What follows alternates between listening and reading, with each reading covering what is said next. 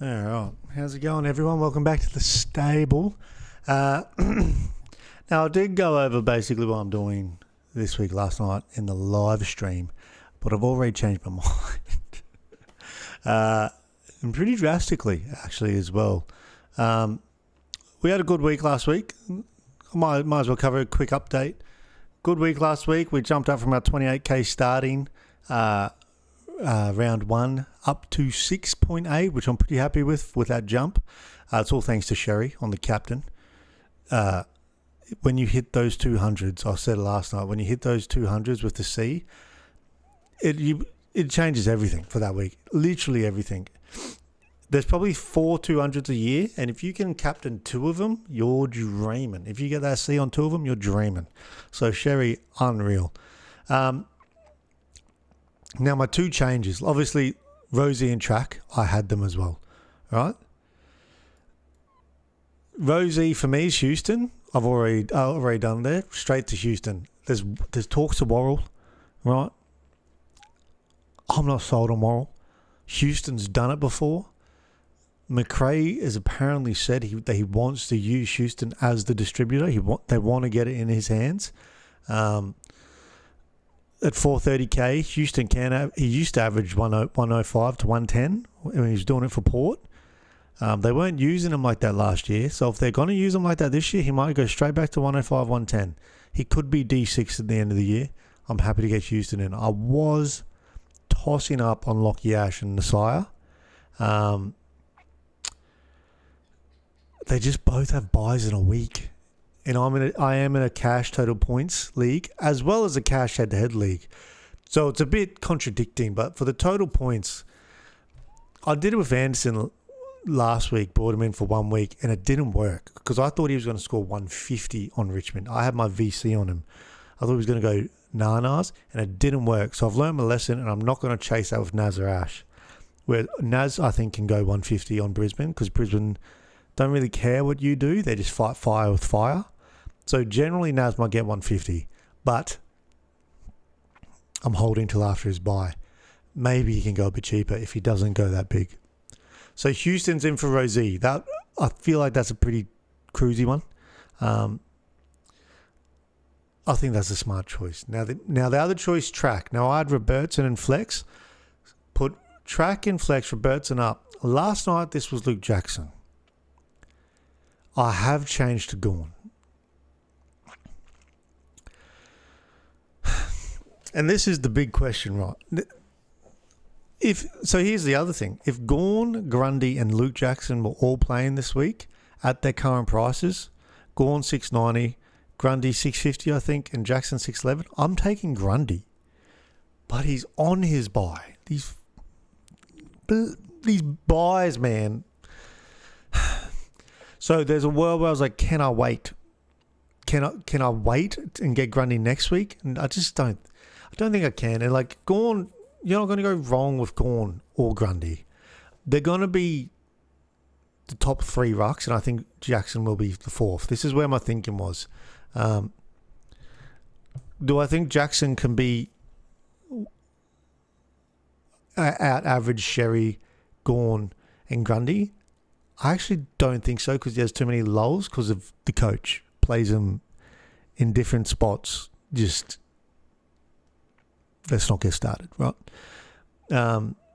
If Jackson was ruck all the time, I reckon he's fighting for R1 in Supercoach averaging. But I actually think it'll go Xerri, Grundy, Gawn. And it won't be a big difference between Grundy and Gawn, so I'm happy to go Gawn. Here's the thing, if I pay up for Gawn, I know I'm paying 70k more than Jackson, but I do not have to worry about the role. I don't have to worry about anything. Gawn will be doing what Gawn does, like 85% time on ground ruck, 90% I think time on ground ruck, main ruck. Even if he has stinkers, main ruck, it can't be much less than 100 or lower than 100. And he can go nanas, and he's got the West Coast matchup coming up. He's got a few matchups coming up that are favourable for rucks. I'm going to pay up. I think I'm going to pay up. I think this is going to hold. I think I'm going to hold on Gawn. Again, I want Grundy, but I want all 3. So maybe I'll figure that out another time. Like I said, we still got McAndrew. He's not on my bench. I loop Kalani White. So McAndrew always comes on and he's counted. But we have to wait a while for McAndrew to get up. Like, we're going to wait till probably 400k. I want him to get to 400 before I make a move. So yeah, we've gone, and I think I'm sticking with that. There's still a day left, right? Now, I made another move last night that I was talking about doing, and it was the Willem Dersma, getting Willem Dersma in for Darcy Parish, right? And to quickly run over the thesis, it was go down to Willem Dersma, make 130k. I'd predict Dersma to go to 400k over 8 weeks, averaging at least 75. Parish might get to 430k if he averages 75 to 80. So you're making 100 here, making 200 there, and 130 on the down.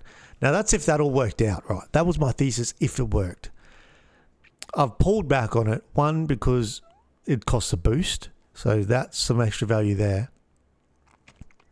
I'm trading out a healthy player in Parish. Bizarre that he's the healthy player, right? But I'm trading out a healthy player, which right now doesn't make any sense. A healthy player that's going to go up in price as well. He's going to go up. I think his break-even was, 22? I know Dersman's is minus 49, but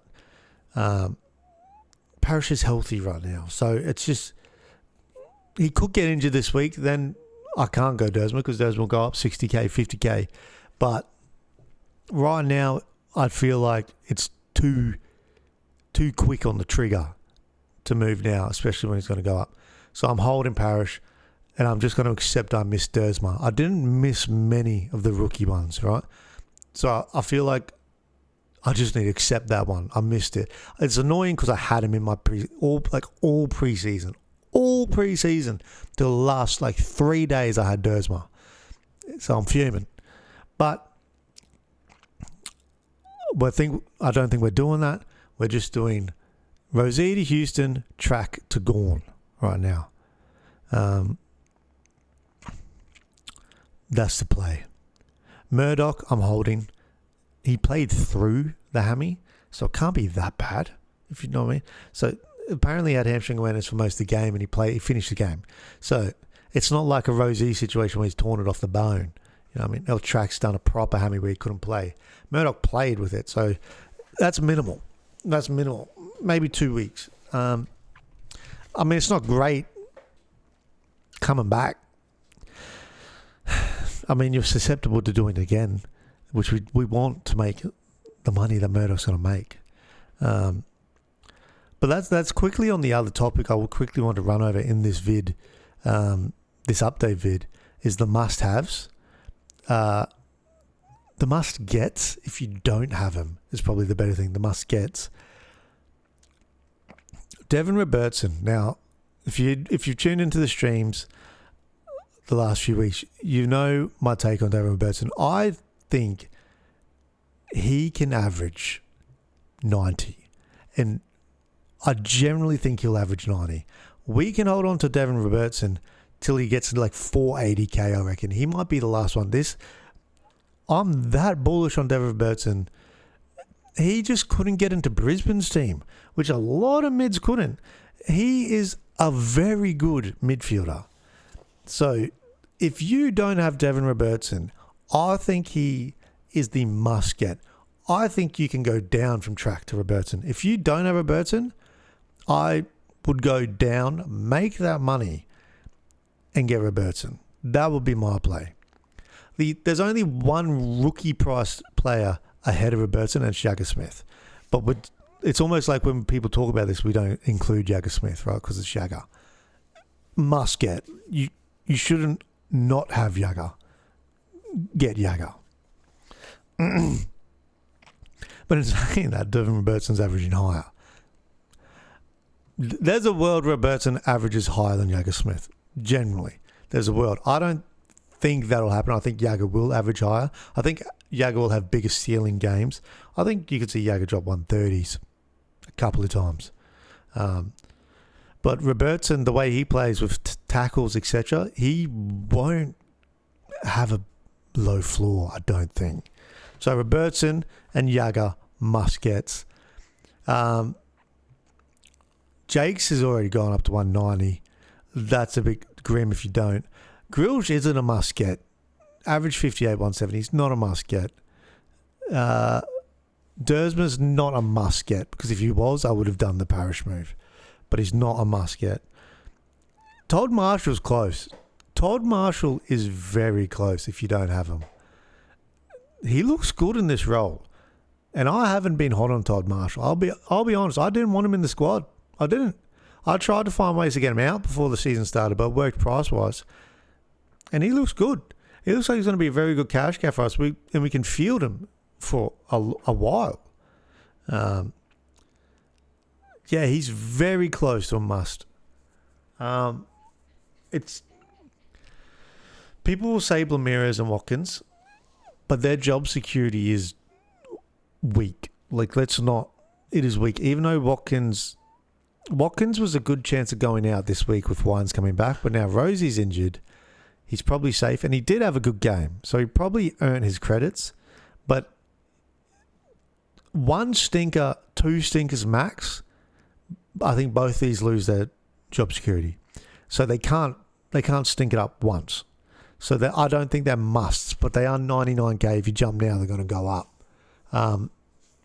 We don't have the teams yet, but we're imagining both these guys are playing, right? And I did brush over Mac Andrew. Mac Andrew, is he a must? Is he a must get? I think he is a must get. The only reason why McAndrew wouldn't be a must get is because it's tricky, because he's ruck and ruck only. You have to have him in the flex or in R3. I have him R2. I mean, it's a bit of a facade now because I have Gawn. So really he's flex. I just use him as the emergency loop with Kalani. But until this week, he's been my R2. If you don't have McAndrew, if Reedy's in your R3, use a boost and swap that to McAndrew. I reckon 100%. But that's the only scenario where I'd say you don't have him. Huh? What's his? Yeah. Oh, I don't want to imagine. What's his owned? What's he owned? 67%. I would have thought it'd be 80s. 67. So 33% of teams don't have him. Who's in your R3 is the question. Maybe it's Kalani Watt, like you've got the 99k and you're looping as well.